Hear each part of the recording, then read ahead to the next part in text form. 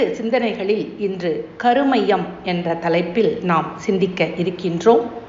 மனித இனத்திற்கு கிடைத்த தெய்வீக புதையல் இந்த கருமையம் ஆகும். ஒருவர் தனது கருமையத்தின் சிறப்பையும் பெருமையையும் எந்த அளவுக்கு உணர்ந்து அதற்குரிய மதிப்பு அளித்து வாழ்கிறாரோ அந்த அளவுக்கு அவருடைய வாழ்க்கை பயன் மிகுந்ததாயும் மகிழ்ச்சி நிறைந்ததாயும் வெற்றி அளிப்பதாயும் அமையும். ஆகவே கருமையத்தின் தன்மையினையும் அதனுடைய ஆற்றலையும் உணர்ந்து கொள்ள வேண்டியது மிகவும் அவசியமாகிறது. ஒரு மனித உடலில் உள்ள கருமையமானது அந்த உடலில் இயங்கும் எல்லா உயிர்த்துகள்களின் மைய ஈர்ப்புகளையும் இணைத்து கொண்டிருப்பதால் பிரபஞ்சம் முழுவதும் நிறைந்துள்ள விண் துகள்கள், பூமி மற்றும் கோள்கள், கிரகங்கள் ஆகிய எல்லாவற்றினுடைய மைய ஈர்ப்போடும் இணைப்பு கொண்டிருக்கின்றது. சுத்த வெளியான இருப்பு நிலையில் உள்ளாற்றலாக உள்ள மூல சக்தியானது கொள்ளல் சக்தியாகவும் தள்ளல் சக்தியாகவும் விரிகிறது. விண்துகள்கள் பல சேர்ந்து பருப்பொருட்கள் ஆகின்றன. அந்த பருப்பொருட்கள் எல்லாமே ஒரு குறிப்பிட்ட தற்சுழற்சி வேகத்தோடு நகர்ந்து கொண்டிருக்கின்றது. இப்படி நகர்வதற்கு ஒவ்வொரு துகளிலும் உள்ள வேகம் எல்லாம் மொத்தமாக ஒன்று சேர்ந்து உருவான ஒரு தொகுப்பு வேகமே காரணம். தொகுப்பான துகள்களில் உள்ள கொள்ளும் ஆற்றலானது அந்த தொகுப்பு மையத்தில் திணிவு மேம்பாடு அடைந்து அதன் காரணமாக அந்த தொகுப்பின் சுழல் இயக்க அலைகள் மற்ற தொகுப்பு இயக்கங்களிலிருந்து வரும் சுழல் அலைகளோடு மோதி இரண்டு தொகுப்புகளையும் ஒன்றையொன்று தள்ளி நிறுத்தி கொண்டிருக்கின்றது. ஒவ்வொரு கோளும் அதனுடைய மைய ஈர்ப்பு ஆற்றலால் அதன் மேற்புறத்திலே உள்ளவற்றையெல்லாம் மையத்தை நோக்கி ஈர்த்து கொண்டிருப்பது போல உயிரினம் ஒவ்வொன்றாலும் அவற்றின் புலன்கள் மூலம் பெறப்படும் அழுத்தம், ஒலி, ஒளி, சுவை, மனம் ஆகிய அலைகளெல்லாம் அந்த உயிரினத்தின் கருமையத்துக்கு ஈர்க்கப்பட்டு சுருக்கி அங்கு இருப்பாக வைக்கப்படுகின்றது. கருமையத்தில் பதிவுகள் என்பது அவர் பிறந்த நாளிலிருந்து இன்று வரை அவருடைய எண்ணங்களாலும் சொற்களாலும் செயல்களாலும் விளைந்த ஜீவகாந்த அலைகளின் தன்மைகளே ஆகும். அது மட்டுமல்லாமல் அவருடைய கருமையம் அவர் பெற்றோர்களிடமிருந்தே அவர்கள் வினைப்பதிவுகளோடு வந்த தொடராகும். எண்ணிறைந்த தலைமுறைகளாக கருத்தொடர் வழியாக வந்த பதிவுகளும் அவரிடத்தில் இருப்பாக இருக்கின்றன. ஆகவே ஒவ்வொருவரிடத்திலும் கருத்தொடர் பதிவுகளும் அவர் பிறந்ததில் இருந்து இன்று வரை சேர்ந்த மேல் அடுக்கு பதிவுகளும் இணைந்து நிறைந்து இருக்கின்றன. அந்த பதிவுகளின் தன்மைக்கு ஏற்றாற் போலவே ஒருவருடைய உருவ அமைப்பும் மனநிலையும் அவருடைய ஆன்மீக மேம்பாடும் அமைகின்றன. இயற்கையில் இப்படி ஒவ்வொரு உயிரினத்திலும் ஏற்படும் பதிதல், பிரதிபலித்தல் ஆகியவற்றை இக்கால கம்ப்யூட்டர் கருவியோடு ஒப்பிடலாம். மனதுக்கும் கருமையத்துக்கும் உள்ள தொடர்பு.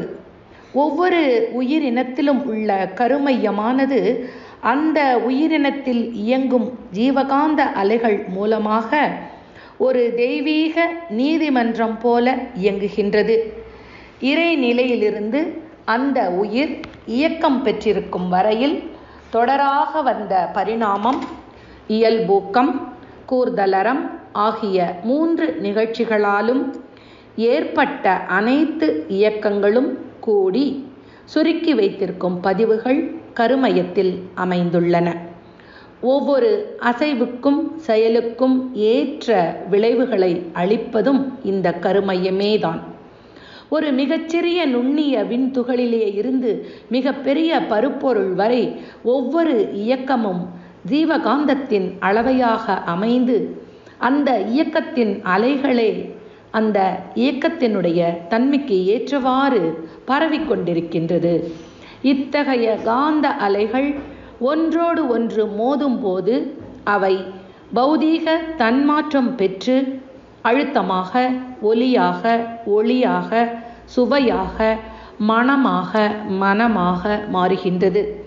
அப்படி மாறுகின்ற காந்த அலைகள் ஒன்றோடு ஒன்று மோதுதல், பிரதிபலித்தல், சிதறுதல், ஊடுருவுதல், இடையே முன்பின் ஓடுதல் என்ற 5 இயக்கங்களுக்கு உள்ளாகி அதற்கு ஏற்றவாறு தன்மை பெறுகின்றது. உயிரினத்தில் ஜீவகாந்தத்தின் தன்மாற்றமானது இன்பம், துன்பம், அமைதி, பேரின்பம் என்ற பயன்களை தருகின்றது. ஒவ்வொரு அனுபவமும் உணர்வும் கருமையத்திலே ஈர்க்கப்பட்டு பதிவு செய்து கொள்ளப்பட்டதாக இருப்பாக வைக்கப்படுகின்றது. மனம் என்பதும் ஜீவகாந்தத்தின் தன்மாற்ற விளைவே. ஆகையால் ஒவ்வொரு அனுபவம் ஏற்படுகின்ற போதும் அது முறையாக அந்த அனுபவத்தை ஏற்பதும் எதிர்ப்பதும் சமன் செய்வதும் ஆன இயக்கங்களை ஆற்றுகின்றது. மனதில் தோன்றும் ஒவ்வொரு உணர்வுக்கும் பிரதிபலிப்பாக மனமானது ஒரு பொருளையோ ஓர் இயக்கத்தையோ அல்லது ஒரு சூழ்நிலையோ நாடுகின்றது. அந்த நிலை வரும்போது மன ஆற்றலானது உடல் செல்களின் துணையோடு முயற்சி, செயல், விளைவு, அனுபோகம், அனுபவம், ஆராய்ச்சி, தெளிவு, முடிவு என்ற நிலைகளை அடைகின்றது. மனது எடுக்கும் ஒவ்வொரு வடிவமும் தோற்றமும் அது புறப்பொருட்களின் தொடர்பால் அமைந்தாலும் அல்லது முந்தைய நினைவுகளால் அமைந்தாலும் அல்லது கற்பனையில் அமைந்தாலும் அதுவே தனித்தன்மை பெற்ற அலையாகி கருமையத்தில் இருப்பாக அமைகின்றது. ஒவ்வொரு மன அலையும் கருமையத்தை 2 வகைகளில் பாதிக்கின்றன. முதலாவதாக, எந்த ஒரு எண்ணம் ஏற்பட்டாலும் அது ஒரு பதிவை உண்டாக்குகின்றது. அதனுடைய நோக்கத்திற்கு ஏற்ப அந்த மனது கூறியவரிடத்தில் அவருடைய உயிரிலும் பரு உடல்களில் உள்ள செல்களிலும் காந்த, மின்சார, ரசாயனங்களிலும் ஒரு குறிப்பிட்ட மாறுதல்களை உண்டாக்கி அதற்கேற்ற தன்மைகளோடு அமைகின்றது. ஒரு எண்ணமோ ஒரு செயலோ அவரை விட்டு, அவருடைய உடலை விட்டு வெளியே செல்லும்போது அவர் எந்த பொருளோடு தொடர்பு கொள்கிறாரோ அந்த பொருளோடு அவருடைய ஜீவகாந்த அலைகள் மோதி அங்கே ஒரு விளைவை உண்டாக்கிவிட்டு பின்னர் எங்கிருந்து புறப்பட்டதோ அங்கு திரும்பி வந்து எதன் மீது மோதியதோ அதனுடைய தன்மையை தான் புறப்பட்ட இடத்திலே கொண்டு வந்து சேர்க்கின்றது. இப்படி வந்து சேருகிற அலையானது கருமையத்திலே ஈர்க்கப்பட்டு பதிவாக்கப்பட்டு இருப்பாக வைக்கப்படுகிறது. ஆகவே ஒருவருக்கு எழும் அவரது ஒவ்வொரு மன அலையும் அவருடைய கருமையத்தில் ஒரு பாதிப்பை ஏற்படுத்தியே தீரும். கருமையத்தின் தூய்மையை கெடுத்து களங்கப்படுத்தக்கூடிய எண்ணங்களும் செயல்களும் யாவை என்பதை பார்ப்போம். நிறைவேறாமல் மனதில் அடைத்து வைத்திருக்கும் ஆசைகள் மற்றும் கற்பனையான எதிர்பார்ப்புகள், இவை கருமையத்தை களங்கம் ஏற்படுத்தும். அடுத்தது, மற்றவர்களுக்கு துன்பத்தை கொடுத்து அதன் காரணமாக அவருடைய சாப அலைகளை பெறுதல். அடுத்தது, உணவு, உறக்கம், உழைப்பு, உடலுறவு, எண்ணம் ஆகியவற்றின் அளவு முறை கடைபிடிக்காமல் முரணான வகையில் உடல் நலம் பாதிக்கப்படுகிற வகையில் மனம் சோர்வடைகின்ற வகையில் தவறாக செயல்படுதல். பொய் பேசுதல், பொறாமை, பிறருடைய சிறப்பை கண்டு மனம் பொறுக்க முடியாத நிலையும் மற்றவருடைய மகிழ்ச்சியையும் வெற்றியையும் நலத்தையும் சீர்குலைக்க வேண்டும் என்ற எண்ணமும் வாழ்க்கையில் எல்லா குழப்பங்களுக்கும் காரணமாக அமைந்து விடுகின்றது.